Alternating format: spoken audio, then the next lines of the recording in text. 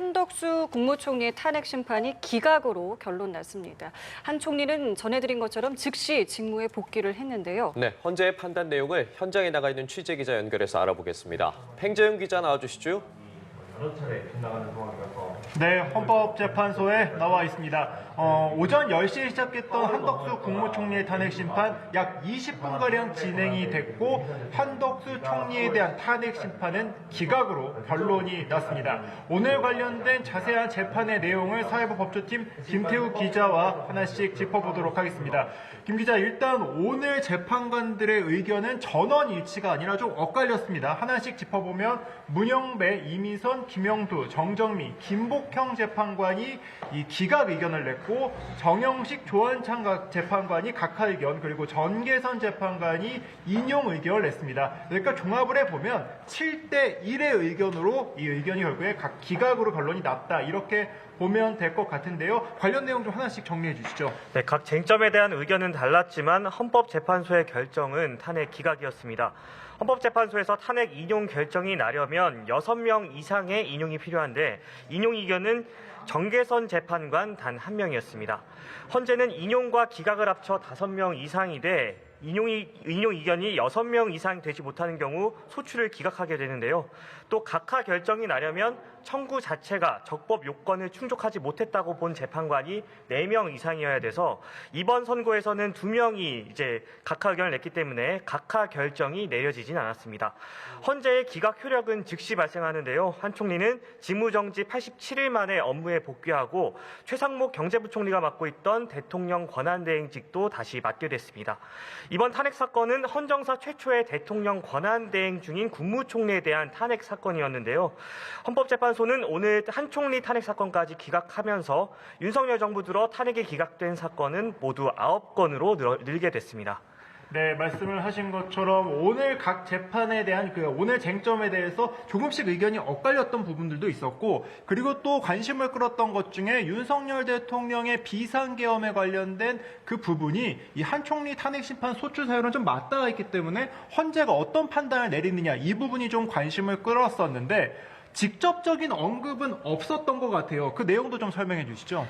네, 우선 헌법재판관들은 비상계엄 선포 내란 행위 관련 내용이 윤 대통령 탄핵 사건과의 방향을 짐작할 수 있는 가늠자가 될 것, 이 부분에 대한 예측을 어느 정도는 인식한 걸로 보입니다. 네. 우선 헌재는 한 총리가 비상계엄 선포에 절차적 정당성을 부여하기 위해서 적극적 행위를 했다라는 이제 증거나 객관적 자료는 찾을 수 없다. 그리고 비상계엄 해제 요구 결의안이 가결된 이후 대통령에게 국무회의 소집을 건의하지 않았다는 등 소추 관련 사실들이 이제 인정할 만한 증거나 객관적 자료를 찾을 수 없었다고 봤습니다. 이 부분은 한덕수 국무총리가 이 재판장에서 직접 이야기했던 부분도 맞기도 한데 그 부분을 그럼 어느 정도 좀 인정했다, 이렇게 봐도 되겠네요. 예. 그렇지만 비상계엄의 자체적인 위헌 위법 내용은 최대한 빼고 한 총리의 증거 불충분 결론을 내면서 윤 대통령 탄핵 사건과는 좀 선을 그은 것으로 보입니다. 네. 이 내용은 유일하게 탄핵 인용 의견을 냈던 정계선 재판관도 포함해서 8명 모두 헌법과 법률 위반이라고 볼 수 없다는 데 동의했습니다. 네. 또 하나 정치권에서 관심을 가졌던 부분을 하나만 더 짚어보도록 하겠습니다. 바로 한덕수 총리의 이 탄핵소추 사유를 탄핵소추안이 통과됐던 국회 정족수 부분인데요. 이 부분에 대해서는 좀 의견이 첨예하게 엇갈린 느낌을 좀 받았어요. 어떤 내용들로 엇갈렸는지도 설명해 주시죠.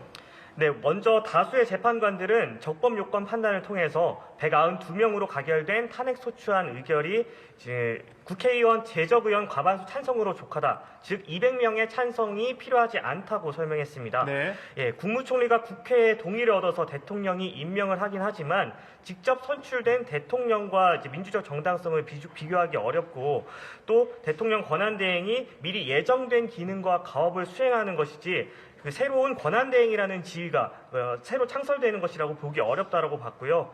그렇기 때문에 이제 원래대로 이제 국무총리의 의결 정족수인 국회 재적위원 과반수 찬성은 적법하다, 이렇게 판단을 했습니다. 이게 다수 의견이 그렇단 말씀이신 예, 거죠? 다수 의견이 그렇고 네.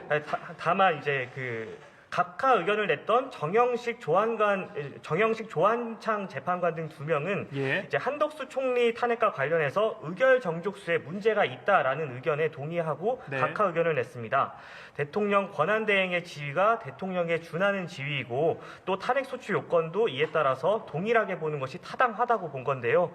또 이에 따라서 헌법 제65조 제2항 단서에 따라서 국회의원 3분의 2 이상 찬성을 적용하는 게 타당하다. 또 신중한 행사를 위해서 가중된 의결 정족수를 규정한 헌법 조항 취지에도 부합하다. 이렇게 봤습니다. 네, 내용을 전체적으로 다시 한번 정리를 해드리자면 탄핵 정족수와 관련돼서는 재판관들의 의견이 엇갈리긴 했지만 다수 의견이 국무총리로서 탄핵 소추된 것은 맞기 때문에 150표 이상 받았을 때 탄핵하는 것은 적법하다. 이 같은 의견을 내렸습니다. 다만 탄핵 관련된 소추 사유들은 이제 파면할 정도로 당하지 않다고 봤기 때문에 결론적으로는 한덕수 총리의 탄핵 심판은 기각으로 헌법재판소가 결론을 내린 상황입니다. 이 한덕수 총리의 탄핵 심판 선고가 종료되면서 이제 관심을 끌고 있는 것은 윤 대통령 탄핵 심판의 선고기일이 언제 나오느냐 이 부분인데요. 오늘도 아직까지 헌재는 이 부분에 대해 침묵을 하고 있습니다. 오늘 탄핵 심판 관련된 선고기일이 나오지 않는다면 주 후반에 선고될 가능성이 있지만 아직까지 어떤 결로 내릴지 헌재는 침묵하고 있기 때문에 이 부분은 조금 더 지켜봐야 될 것 같습니다. 헌재의 결정이 나오는 대로 다시 한번 전해드리도록 하겠습니다. 지금까지 헌법재판소에서 전해드렸습니다.